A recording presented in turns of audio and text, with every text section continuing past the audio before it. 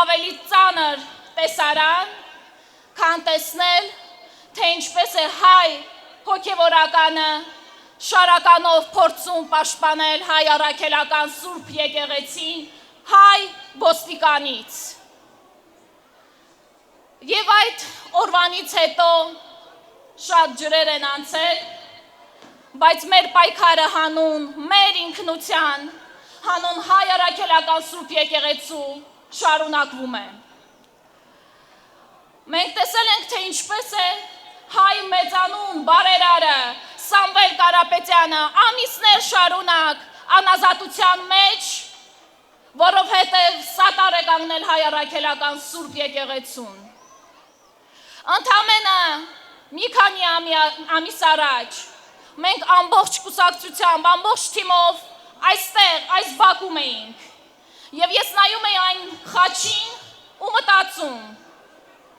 այս ինչ է կատարվում, չի կարողանում ընկալել, թե ինչ է կատարվում, որովհետև հայ հասարակության պառակտումը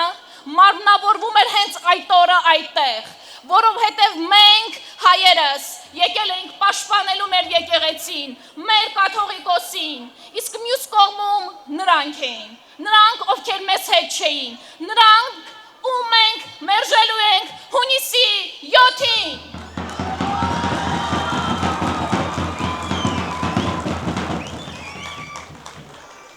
Երբ իմ 4 տարեկան տղան գալիս է բակից կամ մանկապարտեզից, տենց մի տղը կապտած, կարմրած, շատ հանգիստ երեխա է, մամային է քաշել երևի, հիմա հարցնում եմ, հասկանում եմ ինչ է տեղի ունենում, ամենաառաջին հարցս լինում է, իսկ դու գոնե հասցրել ես խփես, առաջին հարցս դա է լինում, որովհետև ով որ իրական կյանքով է ապրել, շատ լավ գիտի, որ երբ որ դու ծնկած ես, հարվածները ավելի են սաստկանում, հետևաբար մենք ես ծնկած վիճակից վեր ենք կանգնելու ուժեղ առաջնորդ Սամվել Կարապետյանի հետ։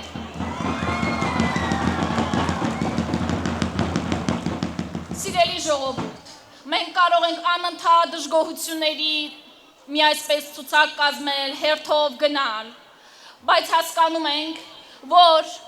ամենաճիշտ ճանապարհը ընտրությունների գնալն է,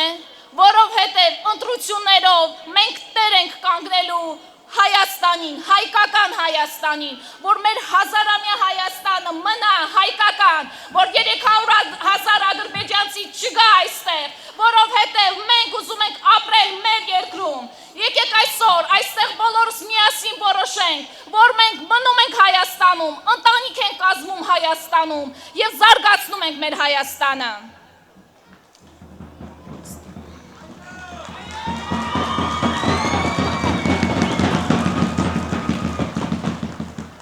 Երբ որ մենք խոսում ենք 300,000 ադրբեջանցիներից, հակառակ կողմը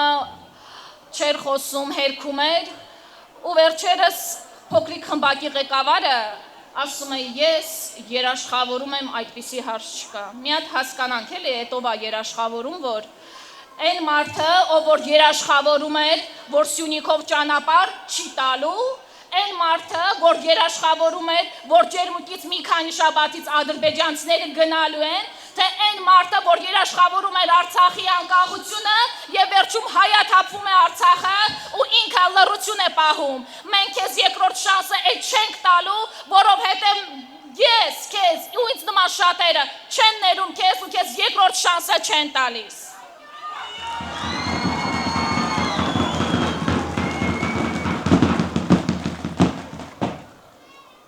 Ես այստեղ կանգնած չեմ կարող նաև չհիշել մի մարդու, որ 1 տարի է մեր բոլորիս խաչը կրում է անազատության մեջ։ Մի մարդ, ով որ այնպիսի շարժում արեց, որ արթնացրեց մեր հոգու, մեր տառապանքից քարացած հոգիներում հավատը։ Բագրատ արքեպիսկոպոս Գալստանյանի մասին եմ ուզում խոսել։